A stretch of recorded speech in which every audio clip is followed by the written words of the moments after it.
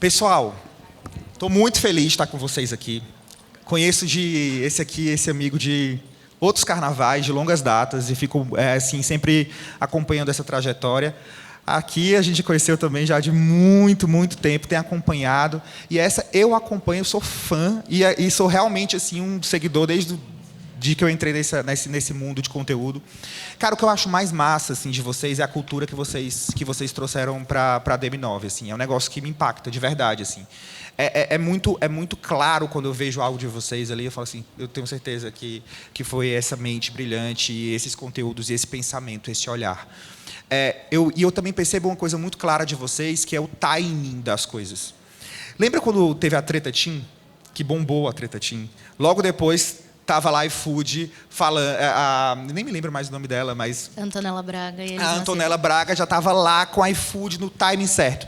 Eu queria entender primeiro sobre essa questão do timing. Qual a importância do timing para entrar em conversas que são impossíveis de ignorar e que geram conversa e conversão para essa comunidade dessa Creator Economy, na opinião de vocês? Posso? Eu acho que a primeira coisa é que a gente tem dentro do ecossistema de casa, né? Aliás, bom dia. Dentro do ecossistema de casa, todo mundo é muito apaixonado e ficcionado por conteúdo. Então, a gente tem desde um presidente que gasta 6 horas por dia no TikTok, até as pessoas que a gente contrata estão realmente ligadas nisso. Então, esse é o primeiro ponto. O segundo ponto que a gente tem que monitorar o que acontece, apesar de ser nossa diversão particular, também é parte do nosso trabalho. Então, diariamente, a gente tem ali um acompanhamento separados por times, assuntos, etc., onde as pessoas estão ali fazendo o que a gente chama de giro, né? Então, debatendo quais são os assuntos do dia e tal. E, às vezes, um grupo captou, o outro grupo não captou, mas a gente que está ali, né? Tipo, nós três aqui, que somos transversais, a gente está ali falando... Olha, essa ideia não funciona para cliente tal, mas funciona para outro, então vamos mudar o foco, vamos conversar sobre esse assunto. Então, acho que é muito voltado para o trabalho de monitoramento e você ter essa noção de que saber o que está acontecendo não pode partir das camadas de baixo. Então, as agências elas têm muito costume de achar que monitorar tendências, acompanhar o que está acontecendo, trazer propostas, é um trabalho que deve ser dado para o assistente, para o estagiário, e aí ele ter que, às vezes, munir uma criação inteira. E, na verdade, não. Assim. No nosso caso, o nosso presidente está acompanhando, nós estamos no nível executivo, estamos acompanhando, a gente tem uma pessoa sênior que está olhando para a influência, então faz parte da nossa cultura realmente respirar isso. Assim. Muito mais do que o TVC. Só queria voltar um ponto que você comentou sobre a cultura, que eu acho que essa parte é legal de contar um pouco esse movimento que nós viemos construindo, né, nos últimos anos lá. Eu comecei com social na época do Orkut lá atrás ainda, depois eu fui para outras áreas, fui criação, fui planejamento, fui CMO de empresa, fui um monte de coisa, ampliei para virar um generalista e fui convidado a voltar para conteúdo. E na época eu assustei assim, um pouco, mas conteúdo, eu fazia conteúdo lá atrás quando era uma área de conteúdo. E o papo com o Pipo Calazans, que é o CEO, ele falou, cara, a gente precisa voltar a colocar social e o conteúdo na cadeira dos adultos agora, na mesa dos adultos. A gente sempre tratou a área de conteúdo como aquela areazinha menorzinha da agência, ou você tem uma agência especializada em conteúdo, ou você tem uma agência grande com uma área, um departamento de conteúdo. E a gente falou, a gente precisa de fato ter uma vertical aqui, assim como as agências tiveram que ter uma área de digital lá atrás, para que seja o conteúdo tenha essa área até o momento que ele possa ser fundido na empresa. Isso foi acontecendo, foram várias transformações. Aí, assim que eu entrei, o Pipo falou, quem que é a pessoa do seu sonho para estar aqui? Eu falei, Dani Lima, e Dani Lima veio, a Viti já estava conosco. Tem um fã-clube da Dani, palmas a Dani. E a Dani é a diretora executiva hoje que cuida de todas as operações e a Viti que cuida de toda a operação também de influência. Então, essa cultura ela foi mudando e transformando dentro da agência, que a gente saiu de uma área com 6 pessoas, a gente chegou no Big Brother a 150 pessoas, a gente tem uma operação com, hoje, a nossa nova CCO da agência, é a Yuri Mussoli, que veio do TikTok, que durante 4 anos e meio, e ela veio agora e veio para a agência para liderar essa transformação que está acontecendo em tudo. Então, assim, conteúdo lá a gente passou a tratar que não é mais uma areazinha de conteúdo. É uma área que, de fato, dita o que está acontecendo na agência como um todo. Então, essa transformação é gigantesca assim, para a gente. Acho que todo mundo tem percebido, para quem legal acompanha falar de perto. isso, porque, na verdade, o que a gente está falando é que, para a gente conseguir levar essa mudança de comportamento em termos de publicidade como um todo, é de dentro.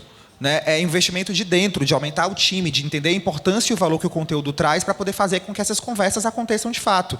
E aí eu queria até perguntar até para a Vit, que já trabalhou com PR e agora está dentro desse mercado mesmo da publicidade, qual que é a maior diferença que você vê quando a gente trabalha com influenciadores, com creators, quando se trabalha o olhar mais de PR e o olhar de agência de publicidade? Na tua opinião, assim, nessa construção de caminho, de trajetória, como é que tu vê isso? Não, perfeito. Primeiro, tô nervosa de estar aqui, porque eu tô com meus 2 grandes mentores maravilhosos.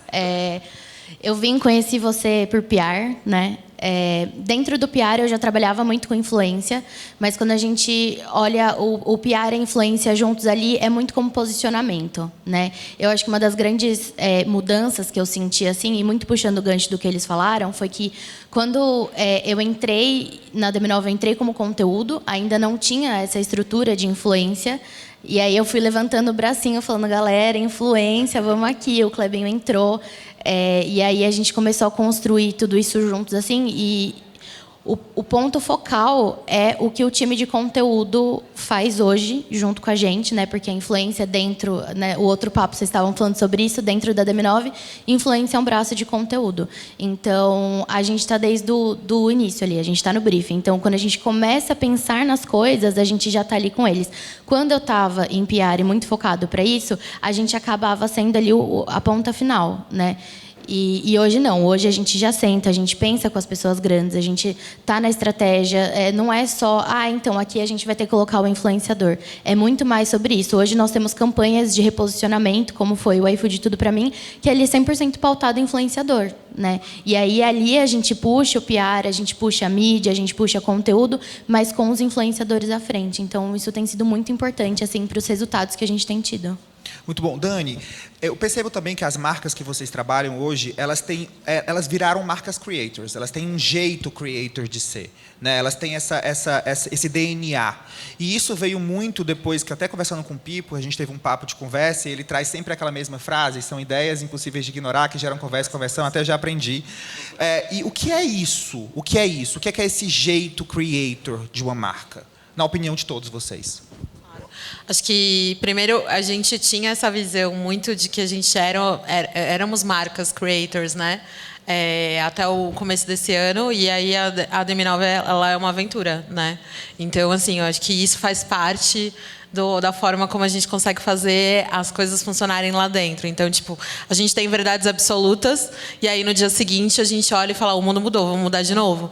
Então, por exemplo, a gente trouxe muito esse olhar de nós queremos nos comportar como marcas, creators, vamos criar conteúdo original como os creators cuidam. E, de repente, a gente olhou e falou assim, não, cara, eu quero ser parte e quero apoiar essas comunidades de creators. Não é a marca que é creator, né? Ela se conecta com vários creators que têm vozes específicas em comunidades específicas e a gente funciona como um pool que conecta tudo isso através dessa conversa, do social, desses influenciadores para que a gente consiga realmente criar uma conexão de marca.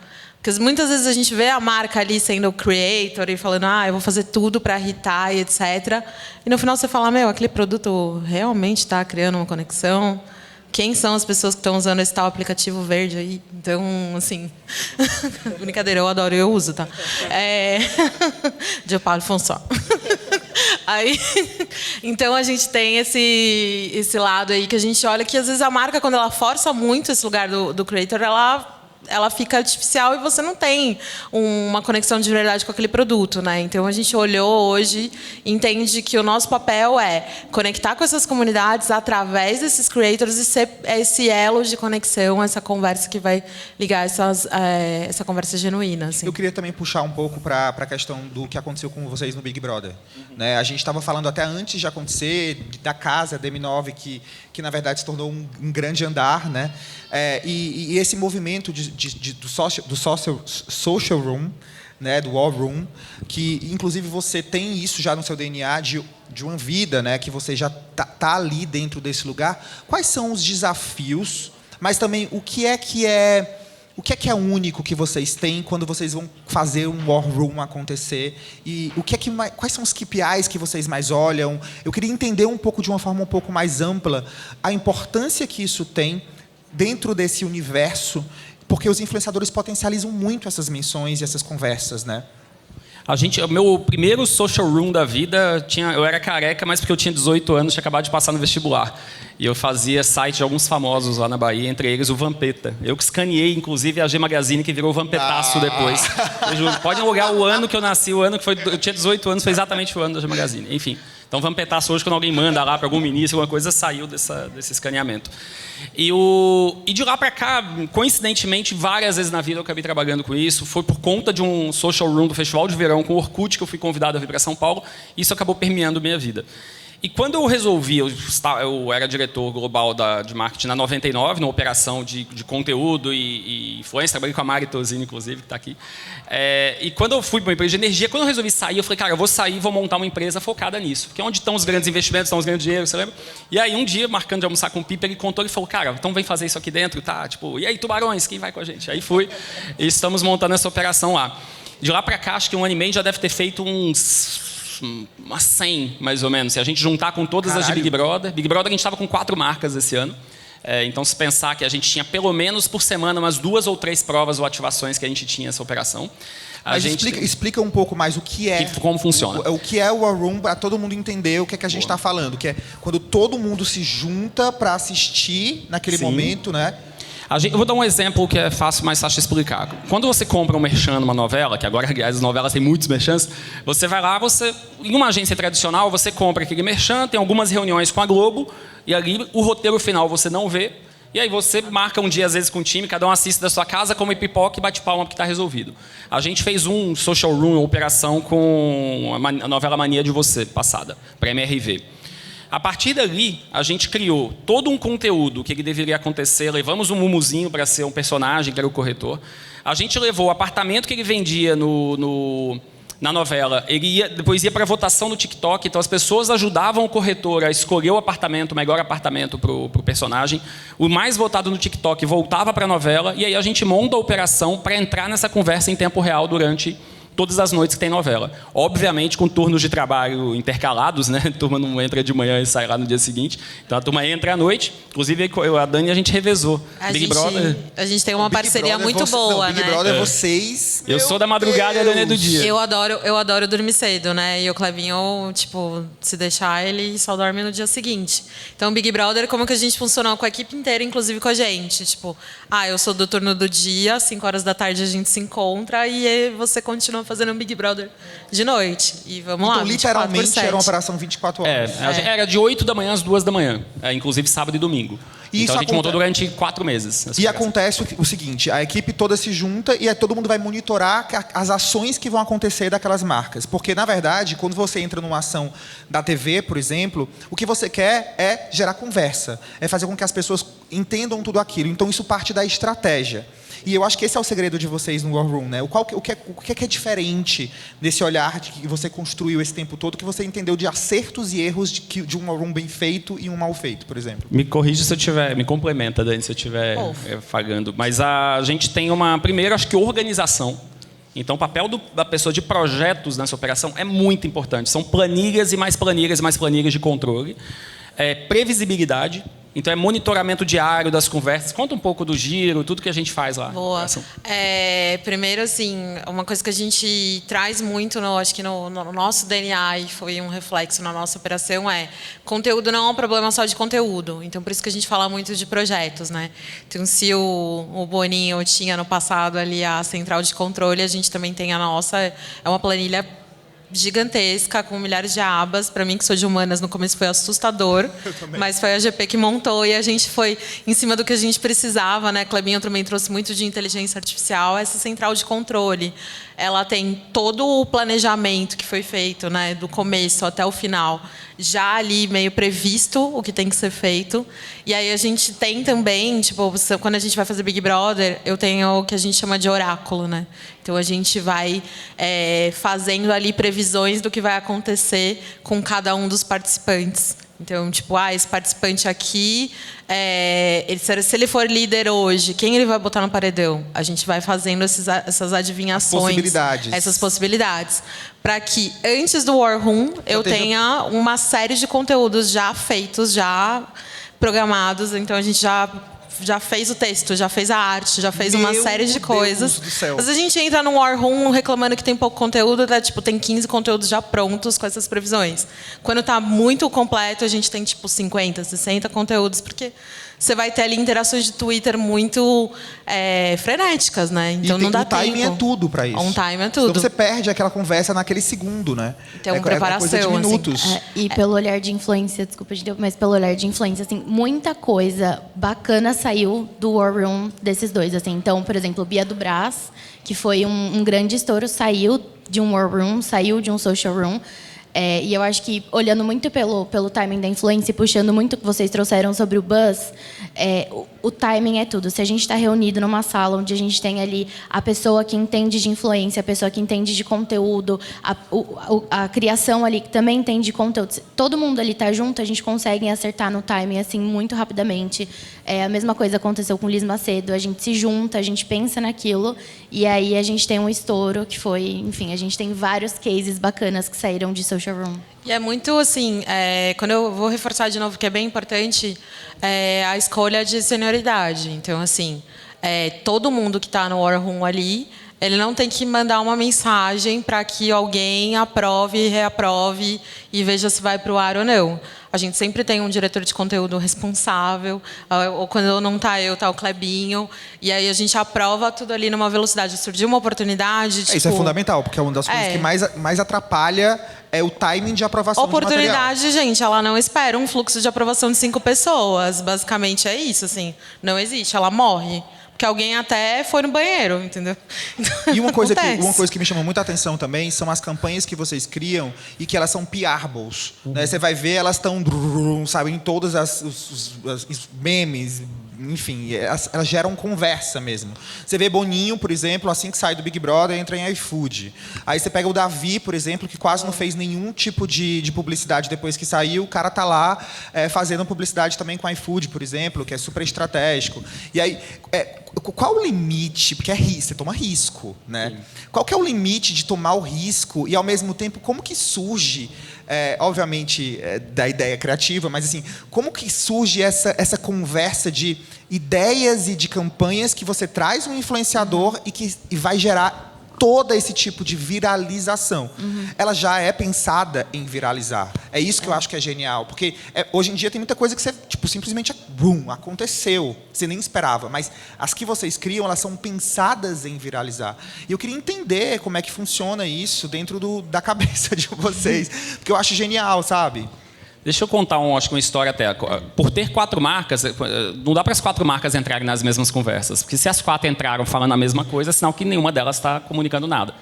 Então, o primeiro passo para trabalhar em qualquer projeto, não só esse, que a gente tinha 4 marcas, é entender qual que é o ponto de vista daquela marca sobre aquele assunto. O que a Mari falou mais cedo dos territórios aqui. Qual que é o território que o iFood vai entrar nessa conversa? A gente estava com Rexona, MRV, lá com a P do líder, Kauai e iFood.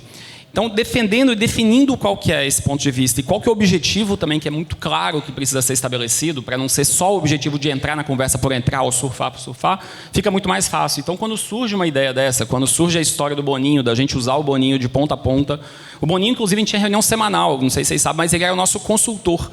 Então, a gente tinha toda quarta-feira uma reunião semanal com o Boninho, toda quarta-feira uma reunião de manhã com o Boninho de 1 hora, para a gente apresentar o que a gente estava pensando naquela semana, quais eram os objetivos, e ele nos dava... E ele dava na hora recomendações. Ele falava, putz, isso é legal, isso não, isso aqui o público pode gostar, isso aqui não. Então, ele era o nosso consultor, de fato, para pensar o projeto. Então, quando você tem muito bem estabelecida a estratégia, o ponto de vista, o que vai, fica mais fácil. E, óbvio, o risco sempre existe. Quando você tem um social room, além de você ter que ter um time extremamente letrado para muitos assuntos, porque a gente aprova e faz muito rápido, se você não tiver gente ali que não tiver diversidade na sala, não tiver entendimento também legal, a gente tinha algumas IAs que a gente desenvolveu junto com o time jurídico para ajudar a fazer a leitura dinâmica dos manuais. Não sei quem já fez Big Brother aqui, levanta a mão. Alguém já fez? Uma galera. BBB, cara, é um calhamaço de pode, não pode. ou quem demora não deixa, ou a Globo, ou direito autoral, você tem essa cota, não pode, só pode usar X imagens. Aliás, eu só faço Big Brother porque eu decorei quase esse manual inteiro. Já sabe aí tudo, o pessoal né? fala, pô, esse cara Ele ama corrige Big a Brother. Globo, galera. É muito isso. bom fazer essa reunião. Assim, É isso, aí eu já, maravilhoso. então a gente montou uma IA para já bater ali e já falar, cara, isso aqui não pode, isso aqui já vai. Então, essa governança e organização que são importantes por isso. Vite, a gente que trabalha com influência, a gente sabe o risco que a gente corre, assim, a responsabilidade de selecionar nomes, de fazer curadoria, de colocar alguma pessoa. E eu queria entender também esse lugar de vocês, dessa possibilidade de inovação, porque vocês saem muito do lugar comum na escolha de nomes, colocam em conversas diferentes que geram esses tipos de buzz, que é o que a gente está falando muito, que eu acho que é uma coisa muito essencial de vocês, criar esses buzz, né?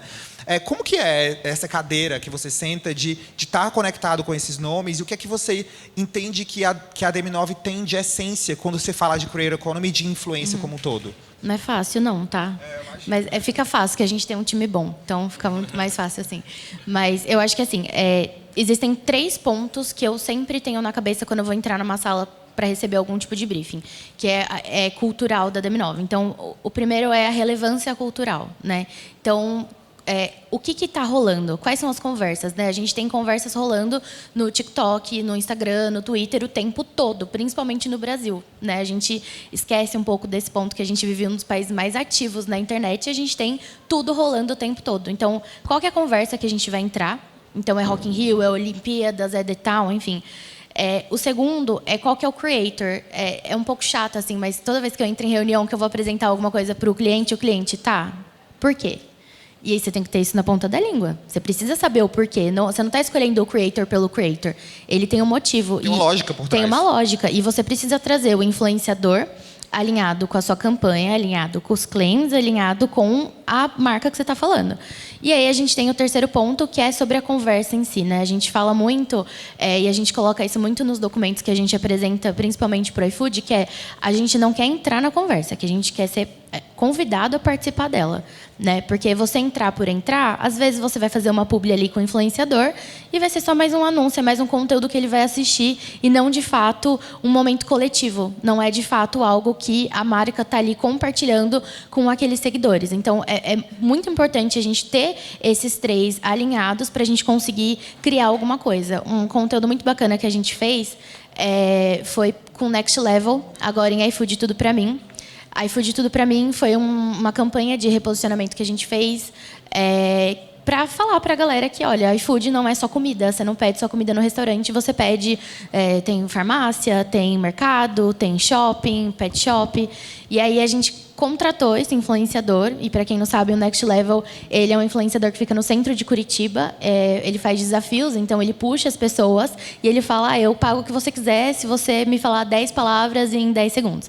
E aí a gente co-criou com ele, né? Que eu acho que essa palavra é tão importante, assim, que a gente ouve tanto nos eventos de influência e que às vezes é chato. Na prática, ela é pouco né? usada, né? É uma palavra muito usada, mas no dia a dia, e a gente co-criou. Então, a gente pegou a nossa campanha e a gente não moldou o influenciador à campanha, e sim a gente moldou a campanha ao influenciador.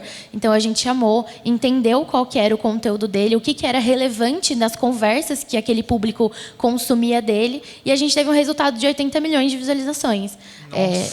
Foi um estrondo. Isso só no TikTok, no Instagram a gente também teve. E assim, um buzz real e comentários ricos. A gente teve um engajamento ali muito bacana. A galera, ela comentou, porque às vezes a gente comenta, né? A gente que tá ali, a gente sua para fazer aquele conteúdo. Então a gente fala, já vou compartilhando pra um monte de iFood, gente. tudo pra mim, eu também compro. E aí, não, a gente via pessoas reais comentando ali, eu peço iFood, farmácia pro meu filho, teve um listening fralda. real, né? Totalmente. Então, foi muito bacana e é um exemplo de como a gente aplicou esses 3 pilares, que é muito cultural da DM9 na influência. Acho que tem um negócio muito legal nessa pública, assim, essa campanha toda é sobre posicionar um aplicativo que se chama iFood como algo que vende muito mais do que comida. Já a piada toda e a dificuldade toda é essa, né? Porque todo mundo pensa no iFood o quê? Para pedir almoço, para pedir janta, para trazer aquele docinho da felicidade. E aí, o que a gente conseguiu fazer com ele? Ele praticamente mobiliou uma casa de uma pessoa via iFood. Então, tipo, a menina vai pedindo, o que você quer? Eu quero uma batedeira, eu quero um secador. Animal, hein? Air fryer. Eu quero uma air fryer. E aí, assim, tipo, e foi uma ideia que foi o influenciador falou, mano, vamos pegar alguém que queira fazer... Você vê que é uma ideia simples, Muito no simples. sentido do tipo, você está fazendo, pedindo e está mostrando que tem aquilo, né? Às vezes o genial está no simples também. E as pessoas não sabem, né? Tipo, a gente conseguiu mostrar uma coisa que eu ouvia desde a minha primeira reunião. Você sabia que o ano passado foram vendidas 15 geladeiras via iFood? Eu ficava tipo, uau, é uma coisa que a gente sempre ouvia. E aí foi a vez que a gente conseguiu fazer 80 milhões de pessoas entenderem que uma geladeira tinha sido vendida pelo iFood, foi com esse publi, entendeu? Eu ia te perguntar, Dani, qual que existe uma linha tênue muito grande entre oportunidade e oportunismo, né? No teu olhar, que eu sei que você é uma pessoa muito ligada, né, nessa questão, assim, qual é essa linha tênue? E qual é a preocupação que vocês têm quando vocês estão construindo uma campanha? Cara, coitado do meu time, eu sou muito chata. Não é mentira.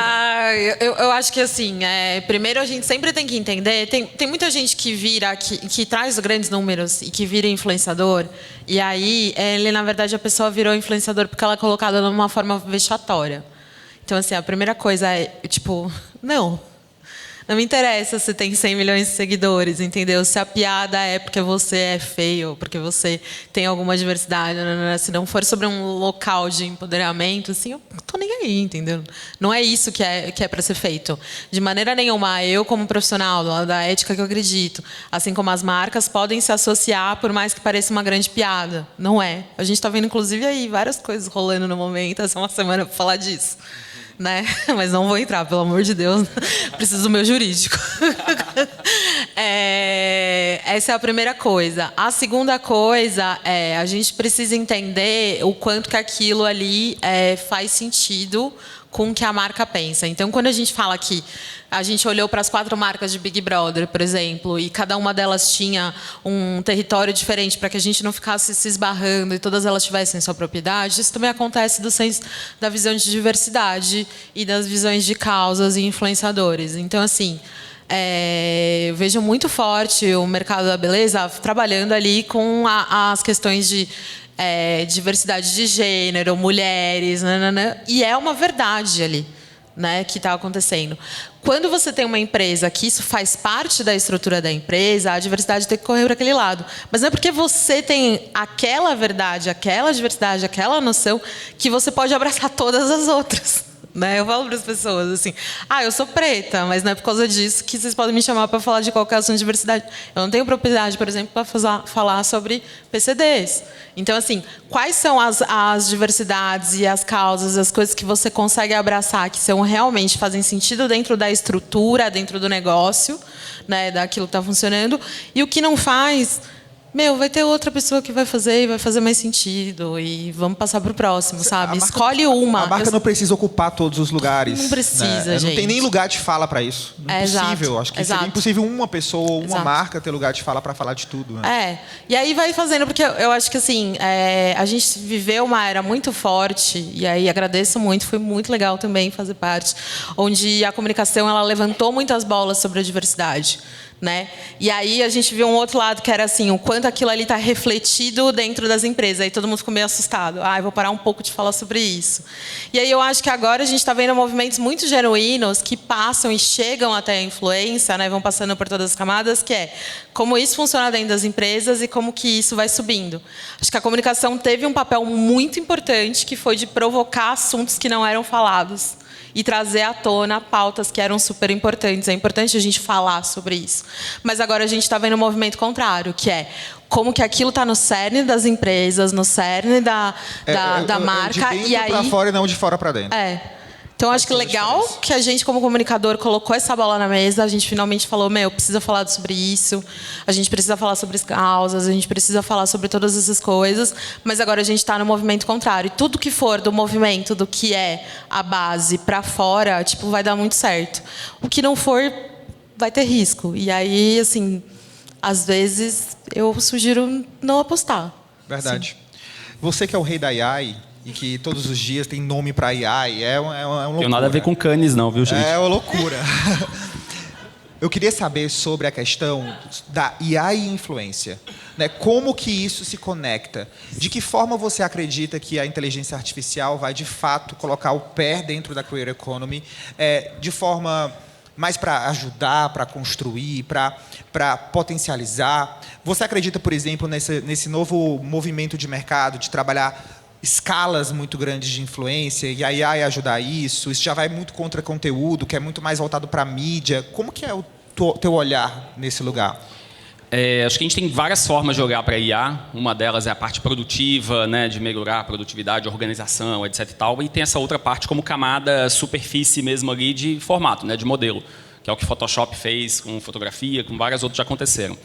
É um caminho, assim, independente se a gente gosta ou não, é um caminho sem volta para tudo que vai acontecer. Então, a gente tem algumas formas de enxergar. Uma é como é que a gente olha, de fato, para a IA com ética, com responsabilidade, com tudo, para, de fato, a gente ter um mundo mais saudável. E a outra é como é que a gente olha de um jeito extremamente criativo como linguagem. Eu adoro o exemplo que já foi 1000 vezes falado, que já foi batido, da Marisa Mayer, mas menos sobre o personagem só que ele criou, mas pela trajetória do Raoni que criou o personagem. O cara está há 10 anos fazendo isso. Né, com Girls in the House. Ele está há 10 anos criando, usando outra linguagem, que era o The Sims. De repente veio essa e ele criou uma nova forma. O Gui também, não sei quem conhece, o @Gui, lá que faz para roteirista da Tata Werneck, ele está fazendo um trabalho maravilhoso usando IA também. Então, assim, é uma linguagem que é um caminho sem volta. Não quer dizer que vai sair substituindo as pessoas. Não, é uma nova linguagem que acrescenta na história e, além disso, quanto mais a gente mergulhar em IA, mais também se valoriza o artesanal, o humano. Então, os criadores, as pessoas reais também vão ser muito valorizadas com isso. Então, assim, o nosso olhar, apesar da história toda que aconteceu, muito triste e feia que aconteceu de Cannes, né? Acho que até hoje todo mundo sofre muito. A gente é pró-AI pela forma de trabalhar com responsabilidade. A gente está com o Ronaldo Lemos agora, advogado, integrando o nosso time para montar. A gente montou um material muito legal, a gente divulgou ontem oficialmente no evento, a gente agora já avisando para vocês também. A gente vai abrir um paper para o mercado inteiro, com melhores práticas. Tem um risco que todo mundo aqui na sala provavelmente corre com AI, que a gente não pensa nisso. Faz conta que eu vou fazer uma campanha com Ivete Sangalo, por exemplo. Então eu vou lá, gravo, eu preciso aprovar essa ideia com o cliente. Então eu faço, às vezes, um mock-up ali com IA para poder simular como é que eu quero essa publi dela e vou lá e apresento. Isso um monte de gente faz, normal, putz, agiliza o tempo de criação, o cliente tangibiliza melhor. Esse material, como é que ele está sendo tratado? Você, depois que fez essa deepfake interna, tem algum selo nela avisando que aquilo é uma IA? Aquilo está sendo transitado por qual rede? Aquilo está sendo mandado no WhatsApp para o planejamento botar na apresentação dele? Se isso vai parar no TikTok... É tão novo que ninguém, na verdade... Não existiu ainda as premissas práticas para todo mundo seguir. Né? É quase como se fosse algo tão novo que você não consegue... Talvez seria legal mesmo ter sei lá, um formato que padronizasse, que todo mundo pudesse usar o mesmo formato. Mas eu vejo né? muito um paralelo com a influência. Total. Então, assim, ano após ano, mais uns 3, 4 anos que a gente está discutindo, assim, qual é o órgão que regulamenta as regras dos criadores, o que é possível, o que é ético, o que não é ético. Então, assim, a gente falando de influência ali, que começou com PR, com jornalismo, etc., tá aí, desde a época que eu e o Kleber, a gente estava no Orkut, a gente está vendo esse movimento de influência acontecendo. A gente não conseguiu chegar ainda em qual é o órgão regulador e qual é a ética, os 10 mandamentos éticos da influência. E aí, a IA, ela está vindo numa velocidade tão rápida que eu não vou poder esperar 10 anos, eu não vou poder esperar 15 anos, eu vou ter que resolver agora, porque ela está exponencialmente gigante. Então, assim, exige uma maturidade do mercado e exige discussões incômodas. Eu lembro a primeira vez que eu vi assim, o Conar tirando uma publi do ar porque as blogueiras não colocaram a hashtag publi. E aí o mercado ficou, mas como vamos fazer publi se agora a gente tem que avisar que é publi? Então, assim, tem toda essa questão da tentativa e erro, sabe? A gente vai ter, inclusive, um papo com a Ju Albuquerque do Conar, mais tarde. Olha, e a gente tem falado muito sobre isso e está sendo muito bacana entender. A gente vai falar também sobre o movimento de bets e tudo, que é um lugar perigoso que precisa ser debatido. Mas quando eu te perguntei mais sobre esse... Só te interromper, falar um ponto de bet que é importante também. A gente não fica fazendo propaganda disso para não parecer que a gente quer surfar uma onda, mas a gente não trabalha para bet, tomou a decisão entre o board que a gente não vai trabalhar. Vocês também. E eu acho que é importante que, cara, já que passou por todos os partidos políticos, passou por todas as esferas e liberaram o que acontece hoje com o Bet, a gente falou, então, beleza, permitiram de alguma forma, mas a gente não quer dormir com o travesseiro sabendo que eu estou ganhando dinheiro. Cara, foi a mesma coisa que aconteceu com a gente. A gente, inclusive, há mais ou menos um mês, a gente teve muita procura. de marcas que queriam fazer e até assim era uma discussão. Eu não tô aqui num papel de julgar quem faz, até porque se é permitido, tudo bem. Mas a gente, pela premissa do nosso negócio, a gente achou que não fazia sentido e abrir mão desse dinheiro, né? Então assim é muito sobre isso, assim, é muito sobre o de dentro para fora, né? Sobre essa cultura. Quando eu te pergunto de IA, é muito mais relacionado ao que a gente viveu ali com a iFood na construção daquela campanha dos entregadores. Maravilhoso. Porque, cara, foi muito legal. Tu estava de férias e tu fez ali quase um briefing, tal. É mais nesse lugar de fascinante, como, né? de como ela pode, de que forma hoje, você que mexe muito, entende muito, como que os creators, as pessoas que trabalham com isso, podem usar isso para o dia a dia. Não, então deixa eu mais contar nesse uma lugar. história. A gente foi fazer me chamaram para ir presencial na agência na segunda, falaram, vamos entrar aqui na sala, tava o Pipo, que é o CEO, o Clebinho, a Dani e o Eric, que é o gerente de conteúdo. A gente ficou o dia inteiro na sala falando horrores, porque o Kleber, não sei como ele está sentado aqui, porque ele não senta. É a primeira vez que eu vejo ele sentado, gente. Ele não é uma senta. loucura. E ele fala muito e anda, e a gente também gosta pouco de falar. E aí eu só ficava assim pensando, cara, como que no final do dia a gente vai colocar tudo isso no papel e depois no paper, e como que a gente vai juntar todas as ideias? Aí eu saí para beber água, quando eu voltei o Kleber, então, eu puxei aqui a inteligência artificial, a gente já vai ter tudo isso aqui, ele montou, isso. ele tem, mostra, Então, ele tem a IA eu tenho, dele nunca que usei. anda com ele. Meu pai me deu um que você coloca... Qual que é o nome dela, Kleber? Gruda no... Dani. a Dani 2, no caso. É a Dani né? 2. É a Dani 1, né? E aí, então, assim, influência, principalmente, aí no meu dia a dia, que é muito tático, a gente usa muito para ajudar a gente, né? Para a gente ter o refinamento que, às vezes, no dia a dia, a gente não consegue ter na unha. Então, o disaster check, por exemplo, que é uma etapa extremamente importante e que a gente precisa ir ali muito profundo mesmo na pesquisa, a gente tem algumas ferramentas que são extremamente importantes e que são ferramentas. Então, obviamente, a gente Depois tu faz a compartilha nossa comigo, parte. tá? Com certeza. Precisando. E que a gente consegue puxar todo o histórico do influenciador para a gente entender se faz sentido tê-lo na campanha e se a gente vai correr algum risco com ele, assim. Então, a entrada do Kleber com essa mentalidade dentro da DM9 facilitou a nossa vida, trouxe ferramentas, assim, e eu digo não só pela gente de influência, mas por conteúdo no geral. A gente estava fazendo uma reunião na terça-feira e a gente estava comentando sobre isso e eu falei sobre como eu sempre fui uma pessoa que não era muito amiga da tecnologia. O Kleber mudou isso em mim, graças a Deus. Mas como todo o time de conteúdo hoje aparece alguma coisa nova de IA, já joga no grupo. A gente tem pessoas que olham só para isso junto com o Kleber lá dentro. Então, assim, todo o time realmente está inspirado na IA e facilitou. Eu até fiz essa pergunta muito por isso, porque a gente viveu na prática uma experiência que o Kleber ele simplesmente estava entrando de férias e a Dani falou assim, não fala com ele. Eu falei, tá bom. E ele falou assim, ele mandou... Deixa ele tirar férias, ele não para, não fala com ele. E ele mandou, tipo... E ele faz o quê? O Kleber fala, né? Aí eu falei assim, amiga, eu vou bloquear ele, então, porque ele tá me chamando. Esse negocinho aqui na praia. Eu sentei na praia, E aí, eu fiquei cara, tu uns mandou- 40 minutos conversando com isso, com tudo que eu acreditava que tinha que ter. Então não fui eu que fiz, foi a IA. Eu só falei, deixei e mandei pro Para Vini, de então tá falar aqui. isso, não é verdade, gente. Na verdade, a gente ensina a IA a ter metodologias perto do que a gente acredita. Na verdade, é isso que a gente faz. E o prompt é bem feito. O prompt é bem feito Não, e a base de dados. E isso é muito legal. Então, o que eu queria puxar muito também nesse lugar é disaster check, que muitas vezes, quando a gente está falando com o influenciador, às vezes o influenciador fala assim, eu falo, mas cara, a gente tem que fazer um disaster check, as pessoas não sabem, o próprio influenciador não sabe que ele passa por um disaster check. Isso é básico. E aí, quando a gente fala de disaster check, a gente está também num momento muito polêmico, no momento agora que a gente está vivendo da Creator Economy, que são as contratações de muitos influenciadores em escala, que é nítido e, obviamente, mesmo com a IA, você não consegue ter o disaster check tão detalhado, a fundo, e aí existe uma questão reputacional. Eu não tenho um posicionamento ainda se eu sou a favor ou contra, eu estou estudando a minha opinião, mas é um movimento de mercado, né? Cada vez mais escalas muito grandes de UGCs, por exemplo. Qual que é a opinião de vocês sobre esse tema? Cara, eu queria muito... Falando ali sobre Disaster Check, eu acho que vale muito... A Rafa tá aqui, né? Ela trabalha com a gente...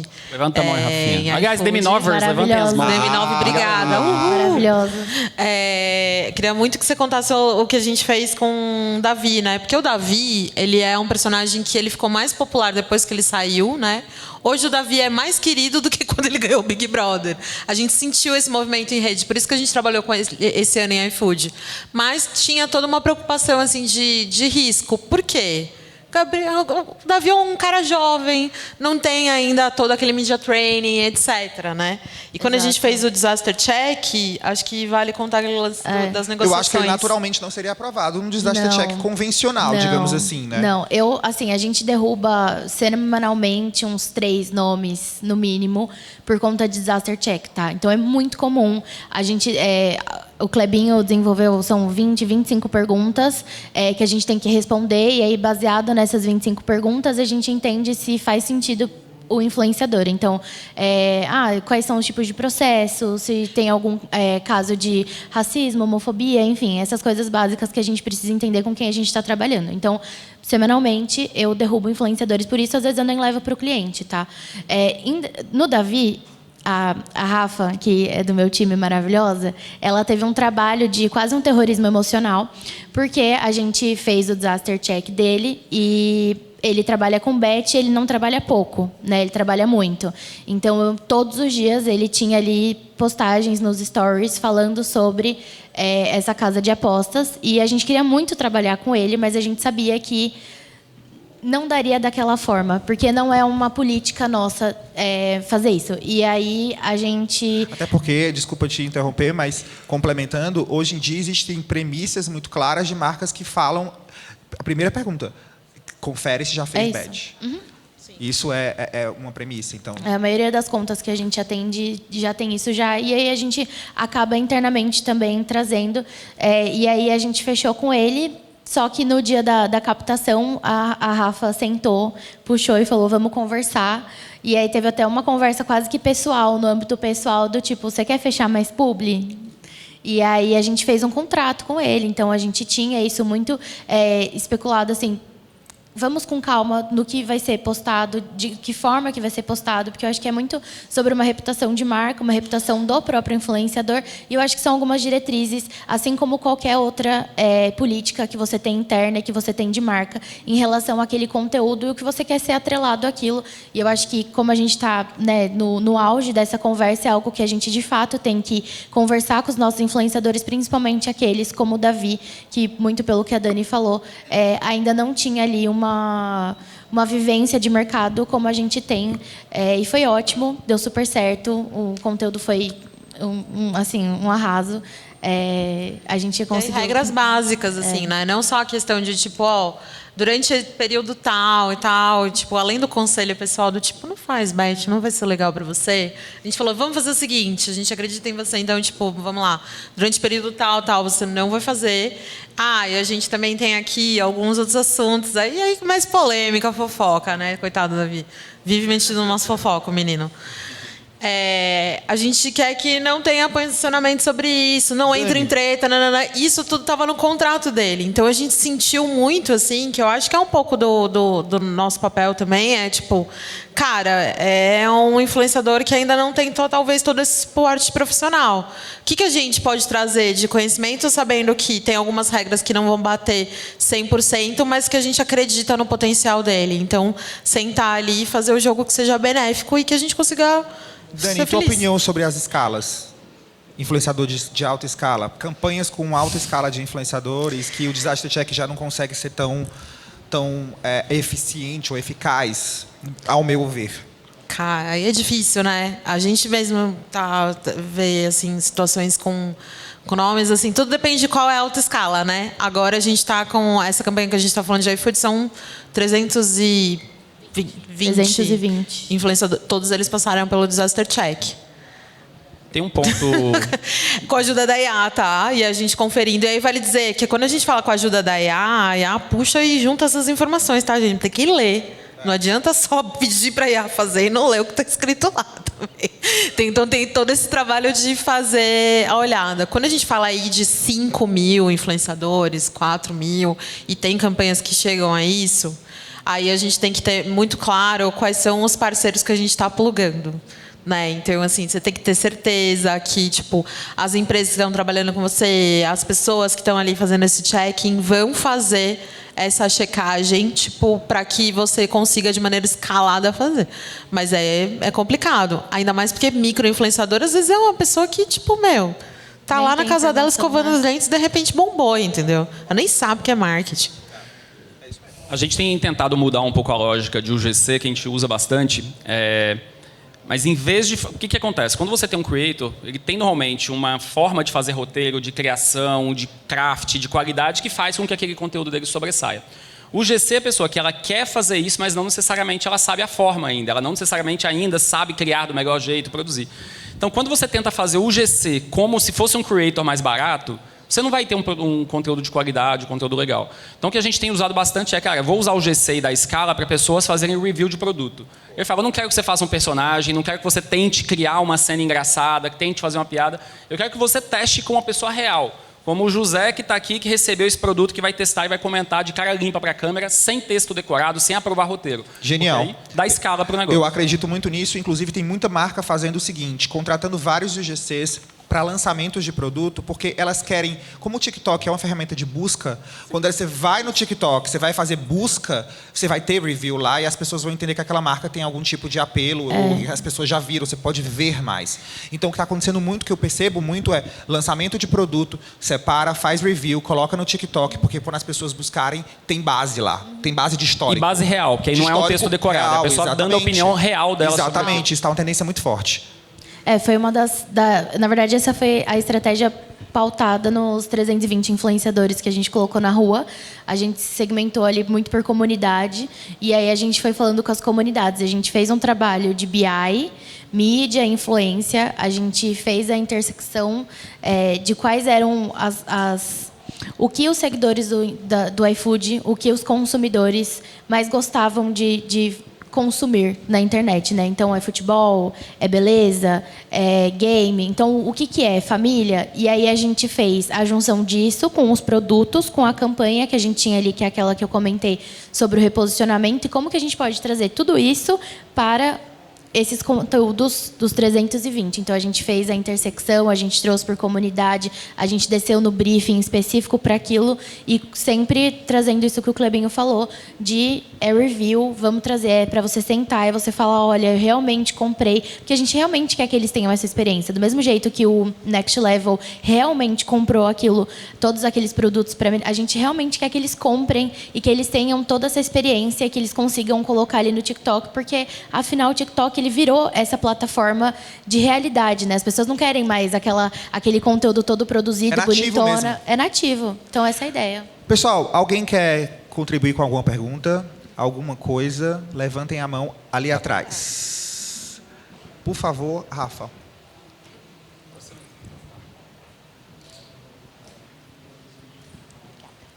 Obrigada, gente. Muito legal a apresentação de vocês, tudo que vocês trouxeram. Meu nome é Paula, eu estou do lado da indústria do cliente, então eu trabalho com Kenvil, eu sou a head de comunicação de Neutrogena para a América Latina. Então, tenho algumas coisas, trouxeram até curiosidade de saber como vocês trabalham do lado de agência, porque é uma dinâmica muito diferente do que a gente trabalha. Então, mais para ter assim um benchmark, hoje vocês operam como um hub de conteúdo, não necessariamente como um escopo complementar às marcas que vocês já atendem no âmbito criativo. Perguntando isso no sentido de a gente busca muito agências hoje no mercado que sejam especialistas de influenciador. E a gente começou agora a nos questionar, enquanto indústria, o quanto as grandes agências criativas também já estão desenvolvendo esse capability. Então, não necessariamente hoje as agências especialistas, que não são agências criativas, têm o melhor capability de influência. Então, queria fazer esse... Eu vou até primeiro falar oi, prazer. Olá. A gente tem uma parceria muito grande com vocês através de Media Brands também, que é uma super parceira. A gente acabou de juntos montar um projeto que é MB Creators, que é justamente para potencializar isso, como a gente também é parceiro da M9 e a gente é parceiro de várias agências. E eu queria pontuar isso porque eu acredito cada vez mais, até te respondendo, é que as agências estão se tornando especialistas, entendendo que os núcleos são esses, mas também, como a gente falou, é sempre interessante saber quem são os parceiros que você pode se plugar para potencializar isso tudo. Exatamente. Né? Só contar um exemplo lá na DM9 que hoje, se você pegar, por exemplo, o próprio iFood, que a gente falou algumas vezes aqui, depois você fala de Rexona. A gente é a agência deles de comunicação de marca, então a gente cuida das campanhas. A gente é a agência deles de live marketing. Então, por exemplo, The Town, Rock in Rio, a gente faz também o stand, constrói tudo. Nosso vice-presidente de Experience foi o diretor-geral de produção do Lollapalooza. Então, a gente é a agência de shopper marketing, então por isso que a gente faz as lojas, cuida de 1000 lojas da Claro, e também é a agência de conteúdo e de influência, porque a gente consegue de ponta a ponta. E por que eu acho isso legal? Se você pega o case lá da Bia do Brás, que elas comentaram que as pessoas estavam falando que a Bia falava muito, e aí, de repente, a iFood botou no break da final a Bia calada, jantando. Se isso fosse da agência de influência, ia virar uma publi ali na influência. E a agência de propaganda faria um filme falando obrigado, Big Brother, pelos 100 dias. E tal. As coisas seriam desconectadas. Essa foi a virada que o Pipo me chamou para a gente fazer lá, de falar, cara, o conteúdo tem que estar no centro de tudo, porque as pessoas não param hoje para... A gente já sabe há muitos anos que as pessoas não querem ser interrompidas pela propaganda, então eu preciso trazer o pensamento do conteúdo para qualquer canal. Então a gente faz KFC, por exemplo, o conteúdo que é feito para o social vai para o out of home do shopping.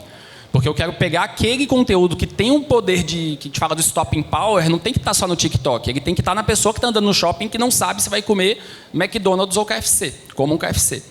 Então acho que esse é o pensamento que a gente está, por isso que a gente trouxe a Yuri Mussoli agora como CCO, e os clientes estão fazendo essa virada. Pegar a Rexona, por exemplo, que é nosso cliente, começou a conta com, sei lá, 4 duplas que vinham mais de propaganda com uma dupla de criação. E agora está invertendo. O time todo que pensa o conteúdo, a campanha que vai para a rua é o time de criação que veio originalmente o conteúdo. Então a gente fala que a hora que chegou na vez dos adultos é isso. Acho que a gente foi crescendo, fomos envelhecendo e hoje a gente consegue chegar em posição de poder, como a CCO, como o próprio Pipo, que veio do digital. Então acho que a geração que começou a capinar o mato lá atrás conseguiu chegar em cadeiras de poder agora para conseguir fazer essa virada. Então, às vezes os pequenos viraram grandes, finalmente. Eu acho que assim, não só isso, mas respondendo muito sua pergunta, porque eu sou essa pessoa, né? Eu poderia estar numa agência focada em influenciadores, mas eu acho que o mais bonito disso tudo é que quando o cliente ele passa para a gente o briefing, ele quer ter o menos trabalho possível, né? Ele quer que a gente pense ali, que a gente consiga trazer para ele. Se você tem uma agência que sabe pensar em influência, como a DM9, quando o meu cargo chegou, ele tinha influência e parcerias. E aí eu fiquei, por que parcerias, né? E aí eu entendi, porque o meu trabalho é olhar para o mercado e falar, a Sotaque é uma agência que eu posso contar. É uma agência que, para esse cliente, para esse tamanho de campanha, eu posso plugar, porque eu sei que eles vão conseguir dar conta.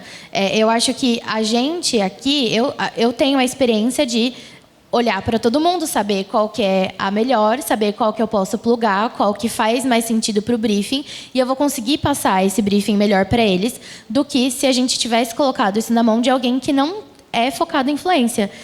E eu vou estar sentada na mesa quando o briefing chegar. Então, eu vou conseguir participar da estratégia, eu vou conseguir participar com a criação nas peças, pensar no big name, e eu vou conseguir passar para a agência parceira isso da melhor forma possível. É exatamente... Só fazer uma correção, desculpa, correção não de você, de mim mesmo.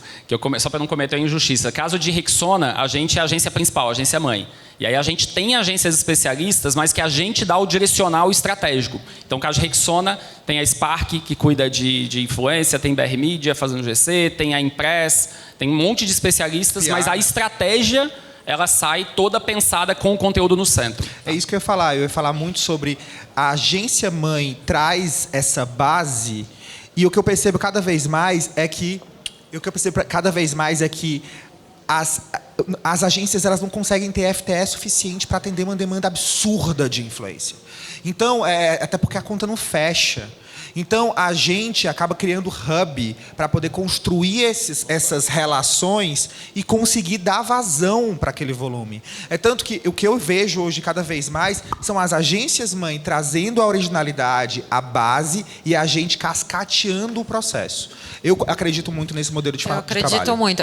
A gente acredita muito, assim, criação, conteúdo, estratégia. Criação, conteúdo, estratégia, independente do canal ou do tamanho que isso tenha.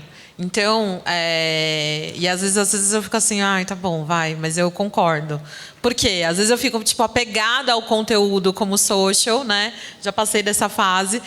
E aí o Pipo vira para mim e fala, mas, meu, se tá passando na TV, é um conteúdo bem produzido, é um conteúdo também. Então, tipo, a gente tem que entender essa função.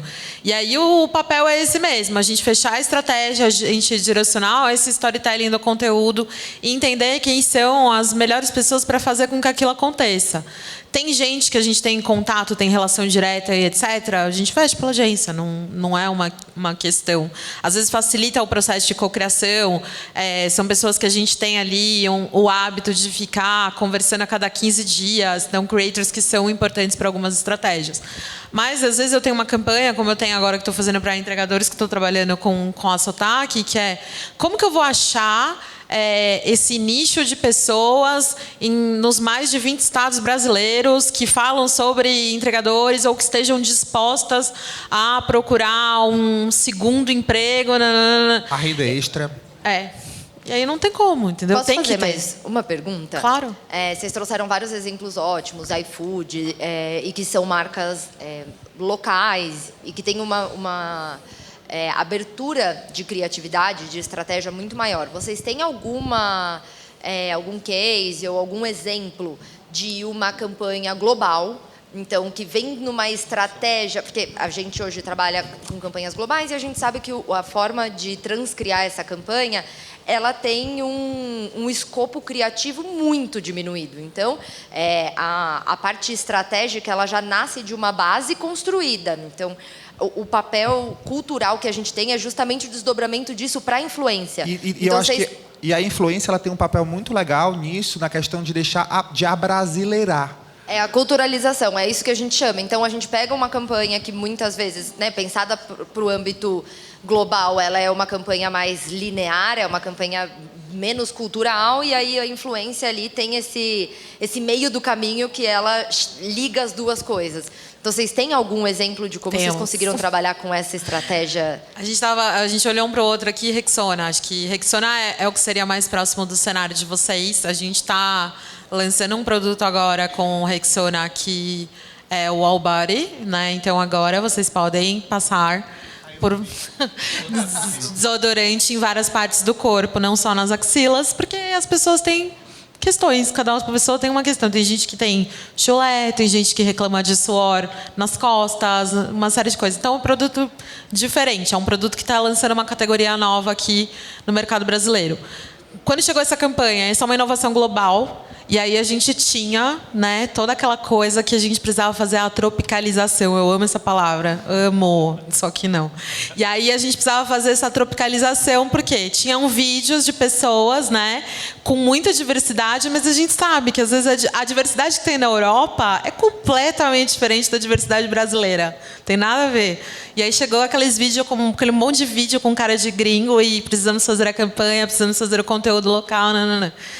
E aí teve um puta insight para lançamento nosso que foi o seguinte: tem uma influenciadora muito gigante que ela fez um conteúdo que chama 5 passos para ficar cheirosa. E depois ela foi levando várias camadas disso. Tipo, todos os produtos que eu faço para ser a mulher mais cheirosa do Brasil. E são milhões de vídeos e milhões de pessoas replicando. Então, o que a gente conseguiu vender? Tem esses vídeos lá do Global funcionando. A gente roda eles, corta eles, escreve palavra em português em cima. Mas tem essa camada que foi super importante para o lançamento, que foi pegar tanto essa influenciadora que foi falar dos 5 passos para ficar cheirosa, quanto uma série de outras influenciadoras dentro desse universo que foram mostrando que agora elas podem ficar cheirosas no corpo inteiro e mostrando mesmo, sabe? Gente que passa nas costas, na barriga, em vários lugares ali, dentro do dia a dia delas, assim. Então a gente conseguiu criar um movimento que foi crescendo ali de curiosidade em cima de um insight de uma influenciadora que já falava disso e foi extremamente local, sabe? A gente tem esse desafio dia a dia, o tempo todo com essas marcas, assim, que a gente trabalha. Boa. E KFC, isso acontece também. Eu fiz um treinamento há pouco tempo atrás com todos os países assim da América Latina que faziam parte junto com o KFC. E era muito engraçado, assim, porque muito do que eu falei ali sobre a internet brasileira ter muitas conversas, a relevância cultural também dos movimentos que a gente vai entrar, no momento que a gente vai colocar aquela campanha no ar, faz muito sentido. A gente precisa estar 100% sintonizado do que está acontecendo no momento para a gente conseguir puxar esse papo bem brasileiro junto com a campanha que a gente está recebendo do Global. Então, isso funciona muito para a gente em KFC e eu percebi que a gente tem isso em abundância perto de outros países das quais eu conversei, porque realmente a gente está muito ativo na internet. Eu acho que a gente tem que usar isso para o nosso bem. Muito legal. Olha, sempre é uma aula estar com vocês, pessoas que eu amo, queria estar mais perto ainda. E a gente, eu acho que para mim foi muito valioso assim, os insights assim, de beber da fonte, cara. É sempre um grande aprendizado. Espero que vocês tenham gostado também. E a gente já vai engatar o próximo painel. Vai ser tipo batidão, assim, sem parar. Obrigado, gente. Obrigada.